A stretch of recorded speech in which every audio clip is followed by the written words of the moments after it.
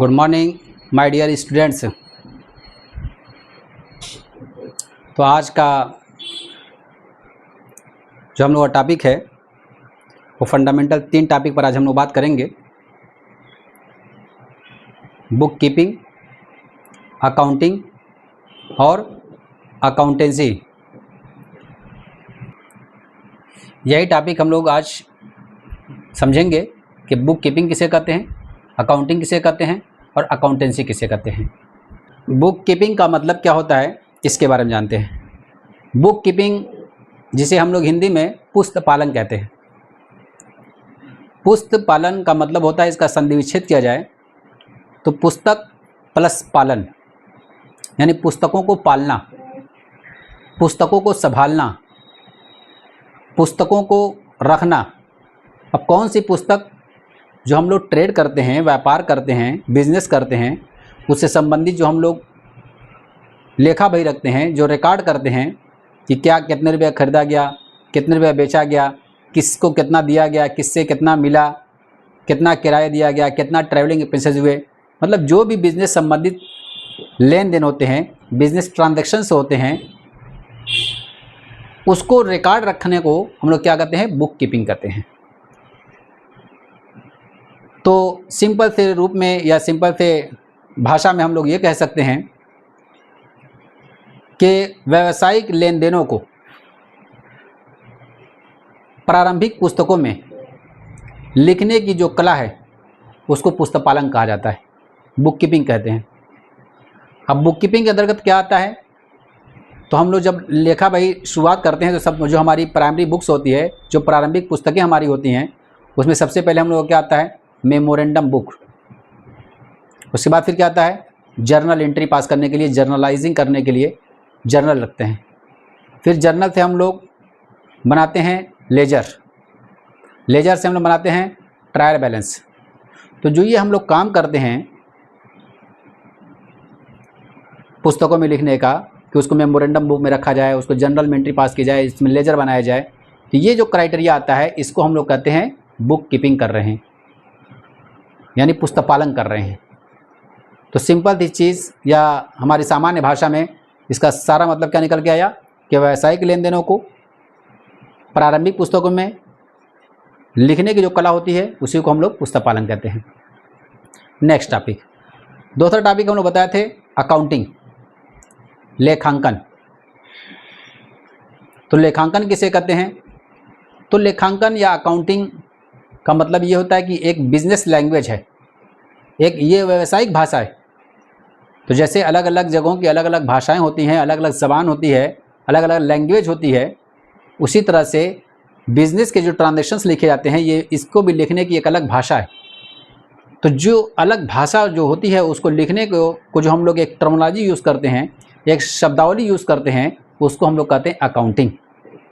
तो आओ कुछ अकाउंटिंग के बारे में हम लोग, इसके विद्वानों ने कुछ परिभाषाएं दी हैं, उस परिभाषाओं को हम लोग देखते हैं। तो अकाउंटिंग के डेफिनेशन में सबसे पहले हमारे पास आते हैं R.N. एंथनी। इन्होंने डेफिनेशन दी है, accounting is a means of collecting, summarising, analysing and reporting in monetary terms information about business. यानी कि अकाउंटिंग बिजनेस से जुड़ी जानकारी को मौद्रिक रूप में इकट्ठा करने, उसका सारांश बनाने, उसका विश्लेषण करने और उसकी रिपोर्ट तैयार करने का एक तरीका है। R.N. एंथोनी ने यह डिफाइन किया हुआ है। इसी तरह से एक दूसरे विद्वान हैं स्मिथ और ऐशबर्ग, स्मिथ और ऐशबर्ग, इन्होंने डेफिनेशन दी है अकाउंटिंग की कि accounting is a means of reporting the results of economic activities. यानी अकाउंटिंग या लेखांकन आर्थिक गतिविधियों के परिणामों की रिपोर्ट करने का एक साधन है, आर्थिक गतिविधियों के परिणामों की रिपोर्ट करने का एक साधन है। तो 2 डेफिनेशन हम लोगों ने देखा, एक देखा हम लोगों ने स्मिथ और ऐशबर्ग, दूसरी हम लोगों ने देखा R.N. एंथोनी। तो दोनों के डेफिनेशन में एक कॉमन चीज़ आई, आर्थिक गतिविधियाँ। इसका मतलब ये हो जाएगा कि मॉनेटरी टर्म में यानी पैसे संबंधित जो लेन देन होगा सिर्फ उसी को रिकॉर्ड किया जाएगा। तो ऐसी कोई भी चीज़ जिसको हम लोग पैसे में नहीं माप सकते, पैसे में मेजरमेंट नहीं कर सकते, उसको मुद्रा रूपी पैमाने में नहीं माप सकते, उसको हम लोग उसको रिकॉर्ड नहीं करते हैं। तो ये दो लोगों की डेफिनेशन दी गई है, दोनों ने अपनी अपनी बातें रखी हैं। तो दोनों का मतलब यही था कि जो भी हम लोग व्यापार करते हैं उसकी जो आर्थिक गतिविधियां होती हैं, जो मुद्रा से संबंधित लेन देन होते हैं, उसको रिकॉर्ड किया जाता है, उसी को हम लोग क्या कहते हैं, लेखांकन कहते हैं। तो इसको मैं अपनी लैंग्वेज में अगर डिफाइन करूं तो अकाउंटिंग का मतलब ये होता है कि जो हमने अभी बताया था बुक कीपिंग के बारे में, कि बुक कीपिंग जो होती है उसमें हम लोग व्यापार के लेन देनों को प्रारंभिक पुस्तकों में लिखते हैं, लेकिन जहाँ पर बुक कीपिंग समाप्त होती है, या यूँ कह सकते हैं कि पुस्तपालन जहाँ समाप्त होता है वहीं से लेखांकन शुरू होता है। तो पुस्तपालन में हम लोग जर्नल और लेजर ट्रायल बैलेंस बनाते हैं, जबकि लेखांकन में जो हमने ये प्रारंभिक पुस्तकों में रिकॉर्ड रखा हुआ है उसको समराइज़ करना, उसको एनालाइज करना, उसकी रिपोर्टिंग बनाना, उसका रिज़ल्ट निकालना, ये जो एक्टिविटी की जाती है इसको हम लोग क्या कहते हैं, अकाउंटिंग कहते हैं। तो अकाउंटिंग और बुक कीपिंग दोनों सिमिलरली लगता है कि दोनों सेम है, लेकिन जैसा कि डिफिनेशन से पता चल गया कि बुक कीपिंग जो होती है इसमें जर्नल, लेजर और ट्रायल बनाया जाता है, जबकि अकाउंटिंग जो होती है उसमें हम लोग trading account, profit loss account, balance sheet, cash flow और रेशियो एनालिसिस, मतलब जो आगे की एक्टिविटीज़ होती है, रिपोर्टिंग करना, ये सब चीज़ें बनाई जाती हैं, उसको हम लोग अकाउंटिंग कहते हैं। तो ये 3 टर्मिनोलॉजी यूज़ की गई, बुक कीपिंग, अकाउंटिंग और अकाउंटेंसी। तो अभी हम लोगों ने बुक कीपिंग और अकाउंटिंग के बारे में बात कर ली है। अब बात करते हैं अकाउंटेंसी, जिसको हम लोग बोलते हैं लेखा शास्त्र या लेखा कर्म। तो लेखा शास्त्र का मतलब क्या हुआ? तो शास्त्र का मतलब क्या होता है? जैसा कि हम जानते हैं कि समाज शास्त्र, शिक्षा शास्त्र, नागरिक शास्त्र, तो इसका क्या मतलब होता है? तो समाज शास्त्र का मतलब ये होता है कि समाज के बारे में गहन अध्ययन। नागरिक शास्त्र का मतलब होता है वहाँ के नागरिकों के बारे में गहन अध्ययन। ऐसे ही हम लोग लेखा शास्त्र की बात कर रहे हैं, तो लेखा के बारे में गहन अध्ययन जिस पुस्तक से किया था उसको क्या कहते हैं? लेखा शास्त्र कहते हैं। इसका मतलब ये जो हम लोग बुक्स पढ़ाते हैं जिसमें journal, ledger, trial balance, profit loss, balance sheet, partnership के बारे में, कंपनी के बारे में, और गुडविल कैसे निकाली जाती है, शेयर की वैल्यू कैसे निकाली जाती है, डिप्रेशन कैसे निकाला जाता है, कैसे लगाया जाता है, जितनी भी हम लोग चीज़ें ये पढ़ रहे हैं, तो इसका मतलब ये है कि हम लोग लेखांकन के बारे में डेप्थ जो है नॉलेज ले रहे हैं, बहुत ही गहन अध्ययन कर रहे हैं। तो ये जो जिस किताब से हम लोग पढ़ते हैं वो क्या पढ़ रहे हैं? अकाउंटेंसी पढ़ रहे हैं।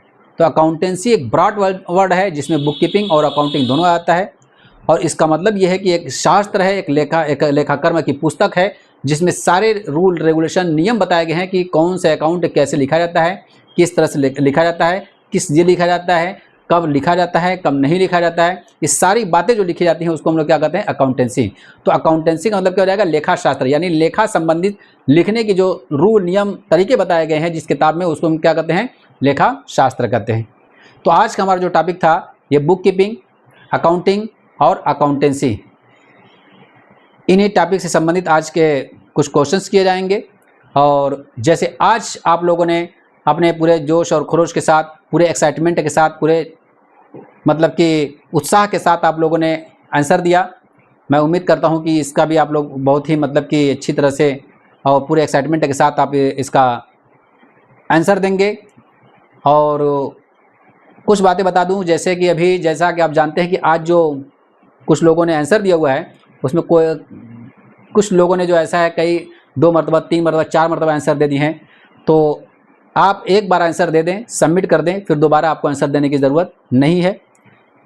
और एक बात बता दूं कि जिन लोगों ने एक से ज़्यादा बार आंसर दिया हुआ है उनका आंसर जो है रद्द कर दिया जाएगा, क्योंकि जो रूल नियम लिखा हुआ है 1 से लेकर के 8 तक, उसमें ये बात बताई गई थी कि कोई भी दोबारा देगा तो उसका आंसर जो है रद्द कर दिया जाएगा, दोबारा उसमें आंसर देने की ज़रूरत नहीं है।